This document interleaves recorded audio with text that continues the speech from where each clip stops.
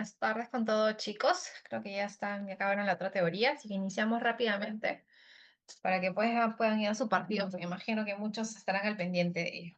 Bueno, el día de hoy nos hemos reunido para hablar sobre infecciones del sistema nervioso central.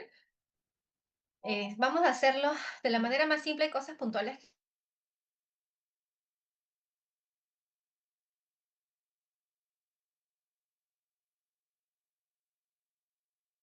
Entonces, antes de comenzar con la parte de la infección más frecuente que es la meningoencefalitis, vamos a definir un poco de algunas terminologías que debemos tener, digamos, conceptualizadas nosotros, ¿no? Debemos memorizar. ¿Qué es la encefalitis? Es la inflamación del parénquima cerebral y se manifiesta por signos de infusión neurológica. Los rasgos clínicos, características que incluyen alteración del estado mental, convulsiones y los signos neurológicos focales. A menudo va acompañado con fiebre, dolor de cabeza, náuseas y vómitos. Mientras que la meningitis es la inflamación de las meninges, esa recapa que cubre el cerebrito, y generalmente se manifiesta por fiebre, dolor de cabeza, náuseas, vómitos, fotofobia y rigidez de cuello. Hay una alteración muy específica llamada romboencefalitis, que van a ver que se muchos asocia al enterovirus, que es una encefalitis del troco encefálico que se caracteriza por la presencia de espasmos mioclónicos, temblores. Algo muy característico que nos hace sospechar esta patología es la presencia de ataxia, afectaciones de los nervios canales, inestabilidad autonómica, anomalías respiratorias, incluso puede llevar a la presencia de shock y coma. Mientras que la mielitis es la inflamación de la médula espinal y se caracteriza por debilidad, parálisis, disfunción intestinal, oído de la vejiga con cambios del tono y los reflejos. Y finalmente, la radiculitis es la inflamación de las raíces nerviosas y se caracteriza principalmente por debilidad, dolor punzante, disentesia y disminución de los reflejos. Ahora, es muy difícil muchas veces en la práctica poder hacer una diferenciación clínica o poder decir con exactitud si estamos frente a una encefalitis o una meningitis. Por lo cual, lo que generalmente el término que acuñamos es meningoencefalitis para englobar a estas infecciones del sistema nervioso central. Vamos a comenzar por la meningoencefalitis viral. Vamos a definirla, vamos a ver la epidemiología, vamos a ver la patogénesis, la etiología y manifestaciones clínicas, así como el diagnóstico y el tratamiento de esta patología. Como les decía, definir entre meningitis o encefalitis o diferenciar entre estas patologías es un poco difícil. Pero podemos decir, por ejemplo, que la meningitis, como ya hemos mencionado, es la inflamación de las meninges y va a caracterizarse por cuatro cosas principalmente. Fiebre, signos meningios, aunque esto va a depender de la edad. Recordemos que la evolución y maduración del sistema nervioso central aproximadamente se logra entre el año y medio en el niño, ¿no? Aunque el cerebro todavía termina de crecer alrededor de los 5 años. Por eso, alrededor del año y medio, recién vamos a poder evidenciar, debido a esta evolución, esta maduración, sobre todo más para lo del año y medio, la presencia de los signos meningios. Es probable, muy poco probable diré, que podamos encontrar signos meningios, ya sea catalogado como Kerning o Brusinski, antes de esta edad, ¿no? Entonces hay que tener en cuenta esto según el grupo etario. Bueno, y la presencia de fiebre, signos meningios, alteración de la conciencia y la rigidez del nuca. Mientras que la encefalitis, que es la misma inflamación del encéfalo, del parénquima cerebral, se manifiesta principalmente por alteración de la conciencia, focalización o la presencia de crisis convulsiva. Vamos a ver al momento de realizar el líquido cefalorraquídeo la presencia de pleocitosis, que es el incremento de leucocitos en este líquido, y la presencia de fiebre. Ahora, como les explicaba, como es muy difícil clínicamente diferenciar entre una meningitis y una encefalitis, generalmente acuñamos el término de meningocefalitis como una infección del sistema nervioso central que va a abarcar ambas patologías, que pues, se caracteriza por fiebre, glasgow alterado, rigidez de nuca y las crisis epilépticas. Epidemiológicamente, uno a 7 casos por cada 100.000 habitantes puede sufrir esta infección por causa viral a nivel del sistema nervioso central. Se reporta que en Estados Unidos alrededor de 26.000 a 42.000 hospitalizaciones al año se deben a este proceso y generalmente vemos que hay una incidencia predominante en lactantes menores de 1 año de edad, con un segundo pico alrededor de los 5 años. Sobre todo predomina en climas templados y en la mayoría de casos ocurre entre el verano y el otoño, ¿no? Recordemos que en esta etapa hay un repunte de los cuadros virales y es también aquí donde este cuadro se presenta con mayor frecuencia. Sobre todo aquí que vemos principalmente qué virus salen a la cabeza, los enterovirus y los artrópodos. Vamos a ver que existe una infinidad de agentes etiológicos, agentes virales, que pueden ocasionar esta infección. Por ejemplo, la cabeza, tenemos dentro del más frecuente a la familia de los enterovirus. Acá tenemos el poliovirus, el econovirus, el saquevirus, rinovirus y el enterovirus y infinidad de enterovirus diversos. Este va a ser el virus que más frecuentemente va a estar asociado a la presencia de encefalitis. Sin embargo, no es la única causa. Podemos encontrar también el poliovirus, en donde más la incidencia, ah, hay un poco mayor incidencia se encuentra en los países que limitan entre África y Asia, ¿no? Vamos a ver también la presencia del enterovirus A17, que es el virus más neuropatogénico, puede producir tanto meningitis como encefalitis, parálisis flácida o edema pulmonar, incluso la romboencefalitis. También tenemos la familia de herpevirus, entre los herpevirus tipo 1 y tipo 2. Tenemos el citolovirus, el Epstein-Barr, virus herpes tipo 6 y 7. Tenemos también el virus de varicela zoster, que se suelen asociar principalmente a la presencia de vasculitis y lesiones hipóxico-isquémicas al momento de generar estas infecciones a nivel del encéfalo. También puede ocasionar meningoencefalitis, mielitis o cerebelitis. En algunas ocasiones también podemos encontrar procesos asociados a virus respiratorios, sobre todo en pacientes no vacunados o en países que no existe la vacunación universal. Puede estar asociado también al virus de la gripe, el metaneumovirus, el virus sincitial respiratorio, que ahora vemos con mucha incidencia en nuestras emergencias, como principalmente el agente causal de la bronquiolitis, ¿no? También la presencia de novirus. Y también tenemos arbovirus, que pueden estar ocasionando estas infecciones y que generalmente se hacen un pico de incidencia durante el episodio de verano y el otoño, ¿no? Y que va a variar según la región geográfica donde nos encontremos. Ahora, a pesar de que existen muchos virus que se pueden detectar, existen muchas veces virus que al momento de hacer de hacer la determinación de nuestros pacientes, no vamos a poder determinar con exactitud. Y esto es aproximadamente en un 25 al 50% de los casos de meningoencefalitis que tengamos en nuestros pacientes en edad pediátrica. Muy bien, muy bien. Ahora, dentro de la patogenia, vamos a ver que como la mayoría de virus, los virus van a ingresar a través de la inhalación o ya sea por una vía fecal oral. Vamos a ver que estos virus van a iniciar frecuentemente colonizando la vía respiratoria o si es la vía fecal oral, van a generar una infección a través del sistema gastrointestinal, donde consiguen atravesar la barrera epitelial y llegar a los ganglios linfáticos locales, donde van a generar una replicación constante. Posteriormente se va a producir la viremia, con diseminación del virus a otros órganos, principalmente del sistema retículo endotelial. Ayer se va a replicar de nuevo y da lugar a alguna segunda viremia. Generalmente la mayoría de virus inicialmente suele asociarse con aparición de signos y síntomas al momento de otro tipo de infección y ya sea del foco donde se origine el ingreso de este virus. El paso del virus al sistema nervioso central puede darse en dos fases, ya sea en la primera viremia o al momento de darse la segunda viremia. ¿Qué quiere decir? Que no todos los virus van a necesitar dos procesos de viremia para poder generar afectación al nivel del sistema nervioso central. Hay virus que con solo producir una viremia van a generar afectación al del nivel del sistema nervioso central.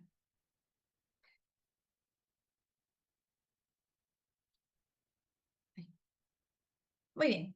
En cuanto a clínica, estos virus pueden dar clínica de encefalitis o de meningoencefalitis. Si produce afectación a nivel de las meninges, vamos a encontrar principalmente fiebre, cefalea, vómitos, rigidez de nuca y fotofobia. Mientras que si nuestro paciente presenta encefalitis, la difusión neurológica va a ser la principal característica, donde se va a presentar una disminución del nivel del estado de conciencia, la presencia de letargia, puede haber la presencia de convulsiones, tremores, ataxia, lo que principalmente va a caracterizar algunos virus, disfragia, bizarte y la función del agente viral responsable y la región. Vamos a ver diferentes tipos de virus y vamos a ver que algunos virus van a tener algún cuadro característico principal. Es por eso que cuando muchas veces realizamos la historia clínica, dependiendo de la clínica o los signos y síntomas que presente nuestro paciente, vamos a poder incluso sospechar el agente causal. Por ejemplo, los enterovirus van a tener afectaciones sistémicas típicas, como son la presencia de conjuntivitis, faringitis, exantema, presencia de herpangina. Incluso muchas veces vamos a tener inicialmente la presencia del mano-pie, la enfermedad de mano-pie-boca, que caracteriza por las lesiones vesiculares a nivel de estas zonas, la presencia de miopericarditis. En cuanto a manifestaciones neurológicas típicas, vamos a encontrar, por ejemplo, ataxia, disfagia, disartria, babeo, somnolencia y parálisis flácida. El área del sistema típicamente afectada va a ser el mesencéfalo, la médula espinal y, como les decía, una cosa muy característica de este virus es la presencia de la afectación del romboencéfalo. Por eso, por ejemplo, si les pongo un caso clínico o viene un paciente presentando un caso clínico de un paciente que viene con el antecedente de haber sufrido enfermedad de mano, pie, boca, que posteriormente a ello desarrolló una alteración para la marcha, la presencia de fiebre y dolor de cabeza asociado a fotofobia, y al momento del examen físico, ustedes que ven que hay lateralización a la marcha, podrán pensar entonces que el agente causal podría estarse tratando de un enterovirus. Mientras que el virus del herpes simple, generalmente vamos a ver la presencia de las lesiones tipo vesículas a nivel sistémico. Vamos a ver que puede haber la presencia de lesiones olares, presencia de sepsis, plaquetoquenia, hepatomegalia, entre otros. En el momento de las manifestaciones neurológicas, principalmente el paciente va a presentar la presencia de convulsiones, puede haber alteración del lenguaje, la presencia de alteración de la memoria, incluso alucinaciones, y el lóbulo principalmente afectado va a ser el lóbulo temporal y frontal. Puede haber la presencia incluso de edema y hemorragia. Entonces nosotros, si un paciente nos viene convulsionando, al examen físico vemos lesiones y posteriormente de realizar una tomografía vemos esta afectación de los lóbulos temporales, pues podremos sospechar con alta probabilidad que estamos frente a un herpes simple, ¿no? Como agente causal, y obviamente para este caso se debe instalar un tratamiento específico, como vamos a ver más adelante. El virus de varicela zoster, obviamente el antecedente de las lesiones vesículas mucocutáneas de forma generalizada a nivel de piel. Vamos a ver que principalmente va a ocasionar cerebritis, la ataxia cerebral, como decimos cerebral, y vamos a ver que la afectación específica a nivel del sistema nervioso central es a nivel del corte cerebral, la sustancia blanca subcortical y los ganglios basales. Ahora vamos a ver que estas pueden asociarse a presencia de lesiones neovasculares, por ejemplo, arteritis, lesiones isquémicas, hemorrágicas o infarto a nivel cerebral. Y bueno, un poco menos frecuente tenemos el paraeconovirus tipo 3, que principalmente afecta a nivel de la población de neonatos y lactantes. Se va a caracterizar por la presencia de fiebre, diarrea, sepsis y eritema palmoplantar. Va a haber la manifestación neurológica de irritabilidad, hipoactividad y apnea. Y vamos a ver principalmente que a nivel del sistema nervioso central hay afectación de la sustancia blanca.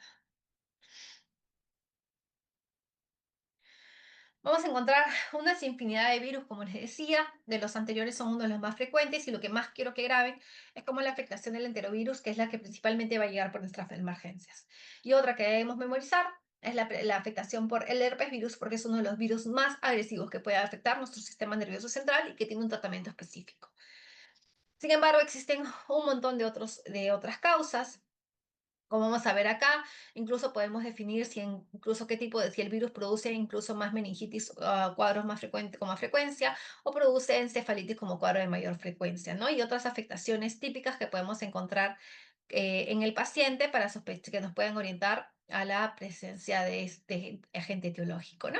Acá tenemos los herpevirus, obviamente las lesiones características tipo vesículas, pero también tenemos, por ejemplo, el citomegalovirus que generalmente Suele afectar la población de pacientes pediátricos, sobre todo en la etapa de neonatos prematuros, ¿no? Y afectación de inmunodeprimidos y obviamente suele producir mayor cantidad de encefalitis, perdón. Pero así tenemos una infinidad de virus y tenemos agentes o sintomatología particular de cada uno de ellos. Vamos a pasar esto de acá. Entonces, ¿qué debemos hacer cuando sospechamos de una meningocefalitis viral en nuestros pacientes? Lo más importante siempre es una evaluación inicial y exámenes auxiliares, ¿no? Importante realizar una anamnesis bastante amplia, poder definir entre antecedentes, por ejemplo, infecciones previas o cuadros previos a la afectación del sistema nervioso central. Muchas veces no preguntamos los antecedentes y de repente nuestro paciente viene con antecedente de diarrea o viene con antecedente de lesiones vesiculares en todo el cuerpo y eso nos puede ayudar a poder ver entre qué complicación neurológica nos encontramos, ¿no? Súper importante preguntar el estado vacunal, ¿no? Los pacientes, obviamente, que no han recibido todo su esquema vacunal, pueden ser predispuestos a sufrir infecciones a nivel del sistema nervioso central, principalmente por bacterias, ¿no? Obviamente también si es un paciente saber si es un paciente inmunodeprimido. Al momento del examen físico, no solamente es importante valorar la presencia de signos meningios, así como la presencia de rigidez de nuca, sino también hacer una evaluación sistémica y generalizada del paciente, ¿no? Buscando lesiones, alguna característica particular que nos pueda orientar hacia el agente etiológico, ¿no? No en todos los casos es necesario realizar neuroimágenes o electroencefalograma. Estos van a ser dependiendo las características. Va a ser sumamente importante realizar una neuroimagen, ya sea una tomografía de emergencia, sobre todo cuando sospechamos de incremento de la presión a nivel del sistema, del aumento de la presión intracraneal, como la presencia de edema. Y vamos a necesitar realizar un electroencefalograma, sobre todo en pacientes que vienen con crisis convulsivas en una emergencia o ya sea posterioridad para poder evidenciar cuando ya el paciente esté hospitalizado, para poder ver si se encuentran alteraciones a nivel de este electroencefalograma. Se dice que aproximadamente el 90% de los pacientes pueden tener una alteración de este electroencefalograma. Ahora, ¿cuál es el gol estándar para hacer nuestro diagnóstico? Más que una neuroimagen, más que una electroencefalografía, va a ser principalmente realizar una punción lumbar donde vamos a realizar un estudio de líquido cefalorraquídeo. ¿Y qué pruebas debemos realizar? En primera instancia, ante una sospecha, debemos realizar un estudio citoquímico. ¿Qué buscamos en el estudio citoquímico? Valorar el estado de la glucosa, valorar el estado de las proteínas, valorar la presencia de leucocitos y la diferencial de estos leucocitos y ver sobre todo cómo están afectados estas principalmente, ¿no? Vamos a ver que estos valores pueden variar desde la población neonatal, ya lo habrán visto antes, donde incluso pueden estar más incrementados los leucocitos, pueden haber incremento de las proteínas, a diferencia de los pacientes que son en la etapa pediátrica. Una vez concluida la etapa neonatal, el líquido cefalorraquídeo tiene absolutamente las mismas características que un adulto, ¿no? Donde vemos, por ejemplo, que la glucosa viene a ser entre alrededor del 50-60% de la glucosa sérica. Por eso es sumamente importante que al momento de realizar una punción lumbar tengamos un control sérico o bien realicemos un hemoglucotest para poder valorar con exactitud. Hay pacientes que por el estado de infeccioso pueden estar con hiperglicemia, ¿no? Incluso podemos creer que el valor dentro del líquido cefalorraquídeo está dentro de lo normal, pero si hacemos la correlación, pues este se encuentra menos de lo que debería estar, ¿no? Las proteínas que deben estar debajo de 40, ¿no? Algunas literaturas mencionan hasta 60, pero puede variarse entre estos valores. Tenemos las leucocitos, generalmente no debería haber la presencia de leucocitos en lo que es un líquido cefalorraquídeo. Normalmente podemos encontrar literatura que menciona hasta 10, con un predominio de mononuclear. Ya cuando encontramos leucocitos por encima de 10, nos va a aproximar a algunas patologías. Obviamente, leucocitos por encima de 1000 vamos a estar sospechando de patología tipo bacteriana. Leucocitos por debajo de 500 nos va a hacer sospecha de una patología sobre todo viral, o dependiendo la citología podríamos sospechar de algo TB asociado a la presencia de una disminución de la glucosa, ¿no? Y la presencia de la diferencial de los leucocitos, ¿no? Entonces, es sumamente importante valorar estos puntos, ¿no? Obviamente, la infección viral va a tener poca alteración o sin alteración de la glucosa, leucocitos que pueden llegar hasta un valor de 500, generalmente en promedio entre 100 aproximadamente, con un predominio de mononuclear y las proteínas que se van a encontrar normales o ligeramente incrementadas.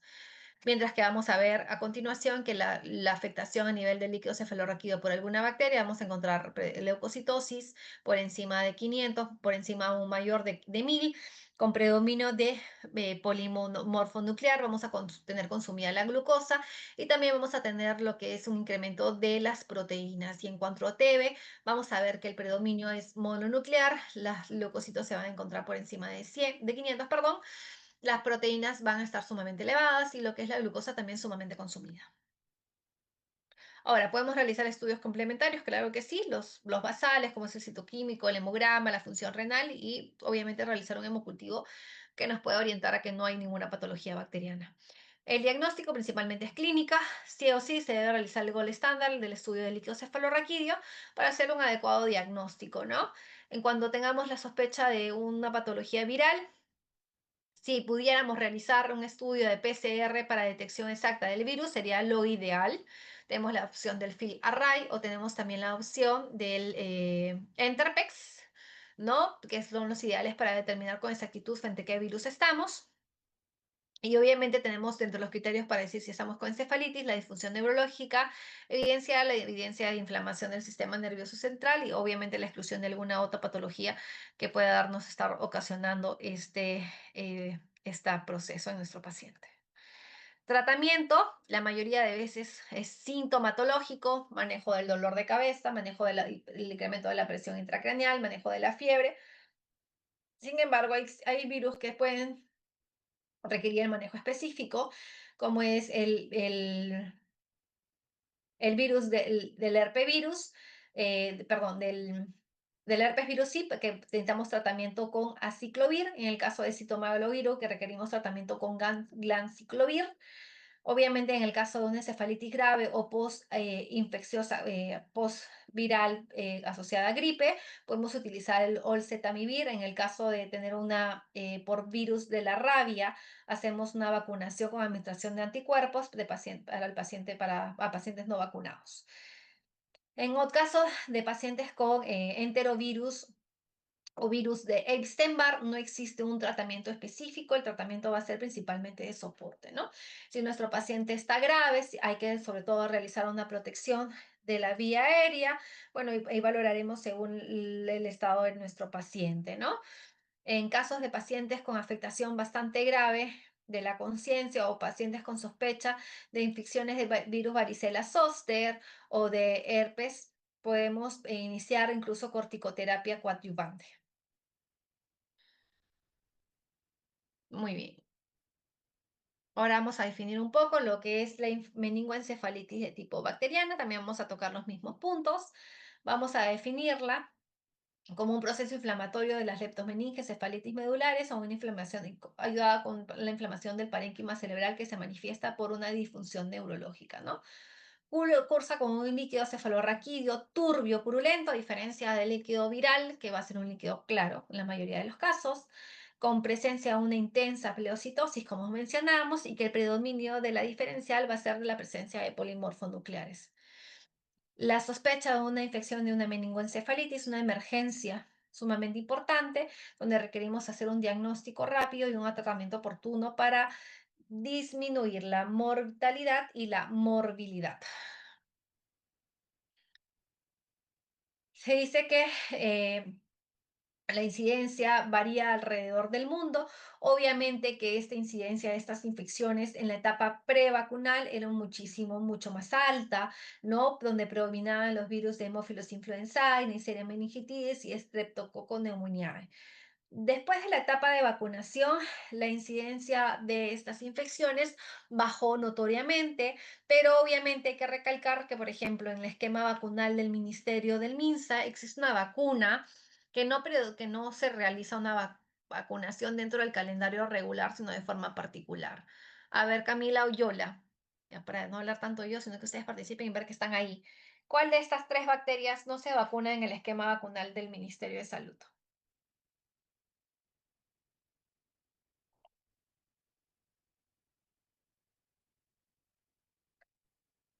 A ver, no está. Daniel Locke, Daniela Locke.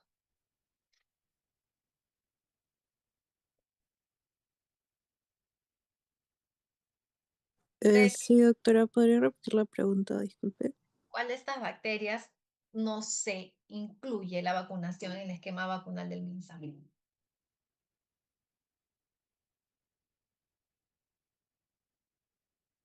Ya han llevado Ah, vacunación. el estreptococo. Mm, No, la Neisseria, disculpe. La Neisseria meningitidis, ¿no es cierto? Sí. Entonces, obviamente, esta bacteria se puede presentar en nuestro país. Y ahora recordemos que el Streptococcus pneumoniae tiene diferentes serotipos y nuestra vacunita solamente cuenta con, a ver, Jacqueline Acosta Cosme, ¿cuántos serotipos? ¿Vacuna el MINSA?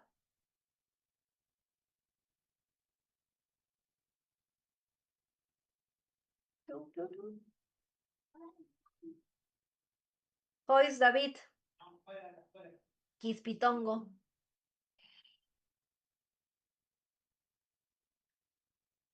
Sí, doctora. ¿Cuántos serotipos incluye la vacuna del neumococo?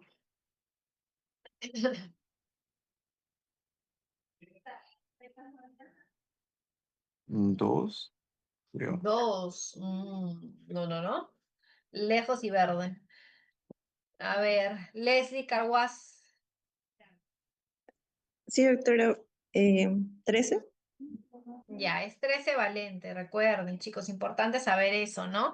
En Venezuela, por ejemplo, cuando hay pacientes vacunados en Venezuela, la incidencia, perdón, los serotipos que se coberturan son muchísimo menor, ¿no? Se coberturan solamente 7 serotipos, ¿ya? Entonces, eso es importante siempre, como les decía, contabilizarlo en la historia clínica.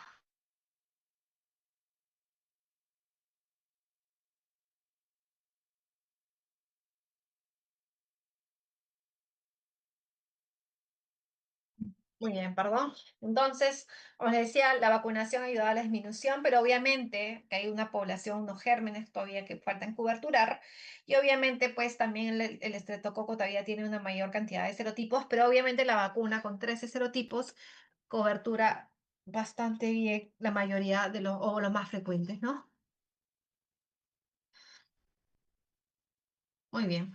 La patogénesis meningitis bacteriana se desarrolla cuando los factores generalmente de virulencia del patógeno sobrepasan aquellos mecanismos de defensa que tiene nuestro huésped para contrarrestar estas infecciones, y lo que va a permitir que estos patógenos ingresen o colonicen diferentes áreas, ¿no? La mayoría de estos patógenos por donde ingresa, principalmente a través del tracto gastrointestinal y del tracto respiratorio, ¿no? Como es el caso del estreptococo, la Neisseria y la Haemophilus, ¿no? Van a hacer una invasión a nivel del torrente sanguíneo, donde van a generar una supervivencia en este torrente, generando un ingreso a lo que es el espacio subaracnoideo, ¿no? Y posteriormente generando todo el proceso inflamatorio a nivel de las meninges o el encéfalo. Hay diferentes mecanismos por los que estos van a actuar. Estos mecanismos se van a esta infección, como es la colonización de la nasofaringe principalmente, con posterior invasión del torrente sanguíneo, ¿no? Hacia lo que es el sistema nervioso central. La entrada directa de los organismos al nivel del sistema nervioso central también es una fuente frecuente de infecciones, ¿no? Como puede ser que haya una infección por continuidad. Recuerden, por ejemplo, pacientes con sinusitis no tratadas, con presencia de mastoiditis, pueden predisponer por continuidad la migración de gérmenes y producir infecciones a nivel del sistema nervioso central. Es una causa incluso bastante frecuente que se puedan producir lo que son los abscesos cerebrales, ¿ya? Por ejemplo, la presencia de traumatismos, donde hay pues una discontinuidad en la calota cerebral, también puede hacer que haya infecciones a nivel de a nivel de este nivel, a este nivel, perdón, y la presencia de dispositivos médicos también pueden ayudar a que se desarrolle con mayor frecuencia infecciones de forma directa. Por ejemplo, pacientes portadores de sistema de derivación ventrículo peritoneal. La invasión del sistema nervioso central también después de un proceso de bacteriemia, pacientes con sepsis, ¿no? Sepsis severa, presencia de endocarditis, también pueden generar infecciones por diseminación hematógena y que finalmente llegan al del nivel del sistema nervioso central. La etiología puede variar también según el grupo etario. Habíamos mencionado los gérmenes más frecuentes, pero estos gérmenes van a variar también dependiendo la edad, obviamente dependiendo del estado vacunal, ¿no? En menores de un mes, ya saben ustedes, los gérmenes más frecuentes son los del canal de parto, que son 3. A partir del mes hasta los 3 meses continúan siendo pacientes, recordemos que recién han recibido una dosis, no son no están protegidos, no están inmunizados, pues vamos a encontrar los agentes del canal de parto, se asocia el neumococo y la Neisseria meningitidis y la Haemophilus influenzae, debido a que todavía no hay una cobertura adecuada del esquema vacunal. A partir de los 3 a 6 meses, mi paciente ya tiene alrededor de 1 a 2 dosis de vacunas, ¿no? Cuando son pacientes no vacunados podemos encontrar el neumococo a la cabeza, la Neisseria meningitidis, el Haemophilus influenzae. Cuando mi paciente ya recibió 2 dosis de vacunita, de este Haemophilus influenzae desaparece y predomina el neumococo, la Neisseria meningitidis. Cuando mi paciente tiene más de 7 meses, pero antes de 5 años, también es importante ver su estado vacunal. Si no está vacunado, es igual como cualquier otro no vacunado con los 3 agentes en las proporciones que les mencioné. Y si está con vacunas completas, pues el neumococo de los serotipos no cubierta por la vacuna 13 valente, ¿ok? Y la Neisseria meningitidis. Y en mayores de 6 años podemos tener el neumococo y la Neisseria meningitidis principalmente. Acá están las proporciones en que se presentan, ¿no? Acá entre 1 a 3, la predominancia, el estreptococo, entre lo que es a 3 a 35 meses, vemos un predominio del neumococo y la Neisseria meningitidis, igual que permanece durante los 13 a 9 años, y luego para partir de los 10 años que cae un poco el neumococo y predomina el meningococo. Muy bien, acá tenemos las fuentes de acceso. Obviamente el Streptococcus pneumoniae, principalmente la fuente en los sitios de entrada va a ser la nasofaringe, la Listeria monocytogenes a través del tracto gastrointestinal o placenta, ¿no? La Neisseria meningitidis también va a ser a nivel del nasofaringe, principalmente el ingreso. Van a haber unas condiciones predisponentes. En el caso de la Neisseria no necesita ninguna condición. Rara vez se asocia a deficiencias del complemento. Obviamente el no estar vacunado es una situación predisponente. El neumococo va a haber principalmente la presencia de si hay bacteriemias, ¿no? Que pueden ayudar a la presencia de esta infección por continuidad. Y así existen otros agentes etiológicos y otras causas que pueden ayudar al desarrollo de las enfermedades, así como predominio de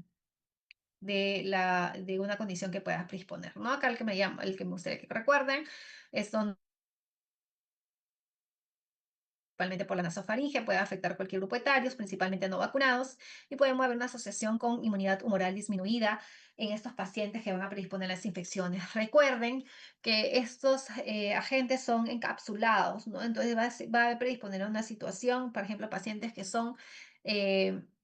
han sufrido una esplenectomía, obviamente requieren reforzar este esquema vacunal porque recuerden que son pacientes que van a ser susceptibles a infecciones por encapsulados. La característica clínica puede ser un curso gradual progresivo, puede ser una infección totalmente fulminante. ¿Qué bacteria puede dar fulminante? Principalmente la Neisseria meningitidis, ¿ok? La mayoría de las otras infecciones es un poquito más progresiva la evolución. La presentación clínica, principalmente la presencia de fiebre, estado mental anormal o la rigidez de nuca. Obviamente la clínica va a depender del grupo etario, la forma de presentación. Acá tenemos la forma como se presenta, tanto en niños, bebés como en niños adolescentes. Recuerden, los signos meningios no van a estar en niños chiquititos. Necesitamos el desarrollo neurológico para que pueda presentarse. Entonces, esto lo vamos a encontrar más en niños y adolescentes. Va el dolor de cabeza, rigidez de nuca, vómitos, irritabilidad, tendencia al sueño, entre otros. Y en los bebés vamos a ver que tienen la presencia todavía de la fontanela. Entonces, el incremento de la presión intracraneal va a predisponer el abombamiento, por ejemplo. No vamos a encontrar ni Karnini ni Brusinski, pero podemos encontrar hipotonía, disminución del apetito, vómitos, el aumento de la fontanela, ictericia, la presencia de convulsiones, entre otros. Acá tenemos lo que es el signo de Kerning y Brusinski, que lo podemos ver en el video. que el kerning principalmente se produce cuando el paciente no puede extender la rodilla al flexionar la cadera de 90 grados. Esto se debe a la rigidez de los tendones de la corva y el signo de Brusinski que se va a producir cuando el paciente flexiona la cadera y las rodillas al flexionar lo que es el cuello. Estos son los signos característicos que vamos a poder encontrar en niños a partir generalmente, como les mencionaba, entre el año y medio. Ay. Bueno, también vamos a encontrar, por ejemplo, la irritabilidad, la presencia de fiebre, que es bastante frecuente en estos grupos. Y acá vamos a ver esta característica, también incluso puede haber la presencia de lesiones, ¿no? Estas lesiones petequiales purpúricas, muy frecuente en lo que es pacientes con infecciones por meningococo. El meningococo es bastante aparatoso, bastante les da una evolución fulminante, pacientes incluso se chocan rápidamente. Es una enfermedad que en 24 horas el paciente se puede tornar totalmente séptico y grave, ¿no? Igual diagnóstico, clínica, punción lumbar, examen físico y análisis de sangre, ¿no? La punción lumbar siempre citoquímico, Gram y cultivo, PCR para bacteria de líquidos de ferroquídeo. La punción lumbar está totalmente contraindicada en pacientes con enfermedad grave. Acá ya lo que expliqué anteriormente, un poquito más para que puedan valorar y ver la diferente literatura, cómo podemos diferenciar entre bacteriana, TB, fúngica y vírica. Y los criterios para infección en la meningitis por bacteria, que es un gran DLSR positivo, la presencia de neutrófilos mayor, más de 1000 en líquido cefalorraquídeo, la presencia de proteinorraquia generalmente mayor de 80, pero hablamos que por encima de 40 está alterado, la presencia de neutrófilos en sangre más de 10.000, la presencia de convulsiones, ¿no? Antes o durante el cuadro agudo, 0 significa bajo riesgo de meningitis y más de 2 alto riesgo de meningitis por bacteria, ¿no? Acá tenemos importante siempre realizar un cultivo. Y Gram es rapidísimo, nos puede orientar, ¿no? Incluso si yo les pusiera, por ejemplo, en el líquido cefalorraquídeo realizamos un Gram y sale diplococo Gram positivo, pues estaremos sospechando un estreptococo. En el caso de que nos salgan diplococos Gram negativos, sospecharemos de una Neisseria, cocobacilos Gram negativos a hemófilos, Listeria, bacilos Gram positivos. E. coli, por ejemplo, se caracteriza por ser un bacilo gram negativo y la Streptococcus galactea de cocos de cadena gram positivos. Súper importante siempre pedir el gram. El cultivo suele demorar, pero el gram es inmediato y nos puede orientar o podemos definir un tratamiento al momento de tenerlo, ¿no? Y bueno, con diferentes contraindicaciones, ya les dije el estado general del paciente es muy importante para el momento de valorar la punción lumbar, signos de hipertensión endocraniana, infecciones en el sitio local, plaquetopenia menos de 50.000, pues también son contraindicaciones de lo que es realizar punciones lumbares, ¿no? ¿Y cuándo debo indicar una tomografía? Si hay déficit neurológico focal, aumento del perímetro cerebral, irritabilidad prolongada, déficit del sensorio, convulsiones focales, convulsiones después del tercer o cuarto día de tratamiento, es súper importante realizar una tomografía. ¿Y cuándo debo realizar una tomografía antes de realizar una punción lumbar? Principalmente si sospecho de herniación, signos de herniación cerebral, presencia de papiledema, historia de enfermedad del sistema nervioso central, un estado inmunodeprimido donde puede haber la presencia de abscesos. Primero, saquemos una tomografía antes de hacer la punción. Esto de aquí no importa mucho. Y bueno, esto nada más para recalcar cómo debemos hacer el tratamiento de una infección del sistema nervioso central. Entonces siempre pues hagamos el ABCE, hagamos los exámenes auxiliares necesarios, realicemos un BUN, creatinina, glucosa, ¿no? Estudio de líquido cefalorraquídeo. Evaluemos si nuestro paciente tiene petequias o púrpura, saquemos cultivos, siempre cultivos de sangre, así realicemos cultivo de líquido cefalorraquídeo. Idealmente debemos realizar 2 cultivos. Si mi paciente tiene indicaciones de tomografía previa, ya sea por lo que les mencioné, estado inmune deficiente, signos de déficit focal, papiledema, o hay estados de una infección previa del sistema nervioso central o antecedentes de traumas neuroquirúrgicos, es importante realizar una tomografía, ¿no?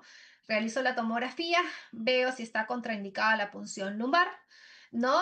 Ya sea por incremento de la presión intracraneal o presencia de coagulopatía, inestabilidad hemodinámica o respiratoria, o infecciones en el sitio donde se realiza la punción. Si hay una contraindicación, debo iniciar tratamiento empírico. En el caso requiera una tomografía previa, realizo la tomografía previa, veo si hay signos negativos para realizar punción lumbar.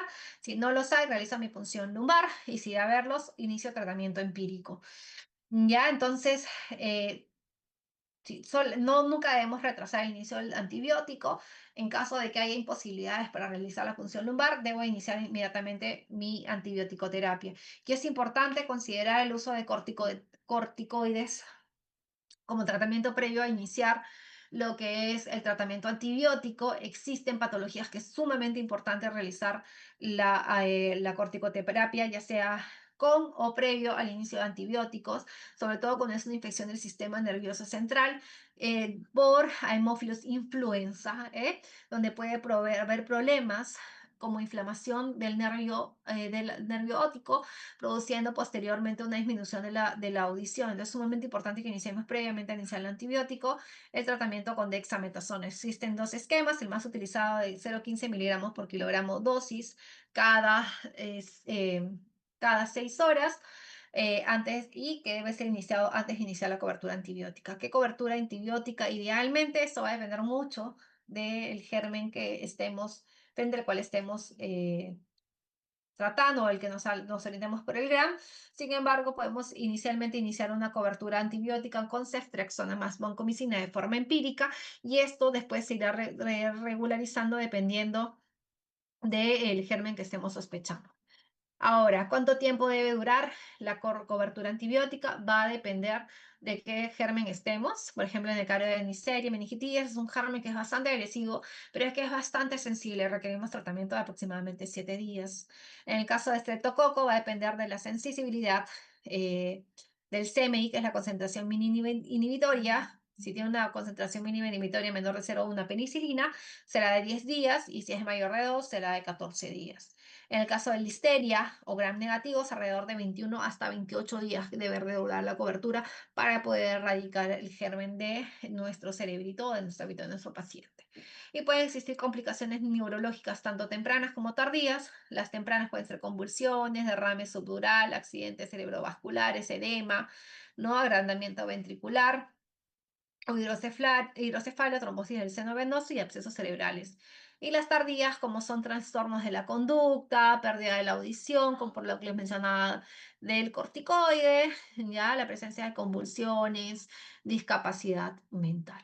Ya acá está lo que es el estudio de diferentes análisis de Cochrane, de lo que es la importancia de los corticoides en el tratamiento de la meningitis, donde pues decimos que significativamente reduce la disminución de de la audición, entonces que es una secuela bastante frecuente, sobre todo en el caso de Haemophilus influenza.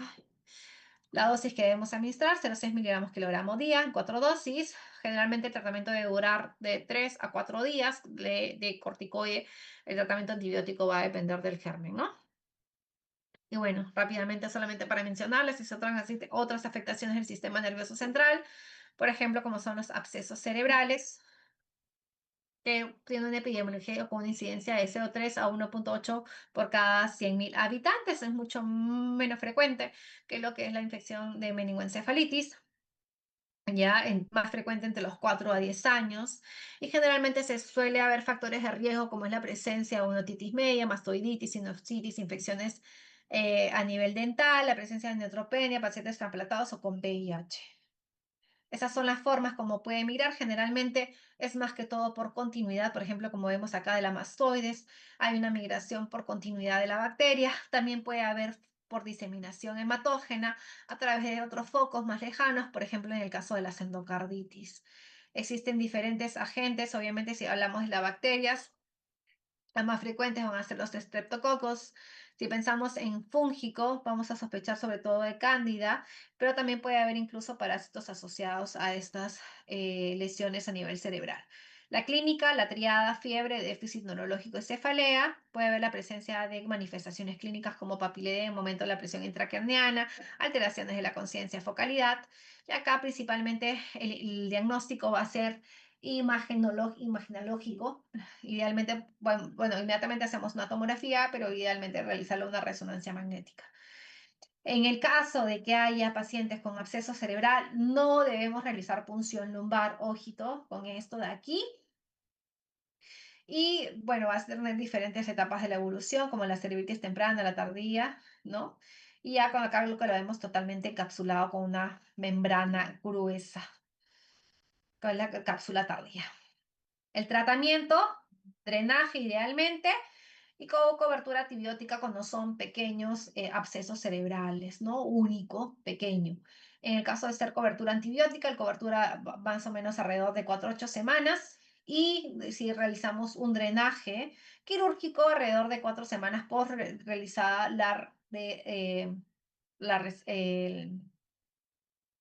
el drenaje de este absceso, ¿no? En total, 4 semanas postquirúrgico, aproximadamente 6 a 8 en pacientes que no, 6 a 8, 4 semanas en pacientes que han sido drenados y alrededor de 6 a 8 en pacientes que no fueron drenados. Y otra forma de complicación es el empiema subdural. Vemos aquí una gran colección, ¿no? A nivel de subdural. La triada clásica también fiebre, alteraciones neurológicas y cefalea. La mayoría de pacientes presentan una clínica bastante inespecífica. Pueden incluso el 50% presentar una exploración física totalmente normal. Esto va a depender, los síntomas más frecuentes son las oculares, pero va a depender mucho de la edad del paciente. El tratamiento es médico-quirúrgico. Importante cubrir gérmenes anaerobios gram positivos y negativos, bacterias anaerobias, ¿no? Bueno, y el tratamiento dura alrededor también de 6 a 8 semanas en estos pacientes. Muy bien, eso sería todo. Muchísimas gracias. No sé si haya preguntas. Me imagino que no hay porque quieren ir a ver su partido, así que son libres. Y nada, chicos, si alguna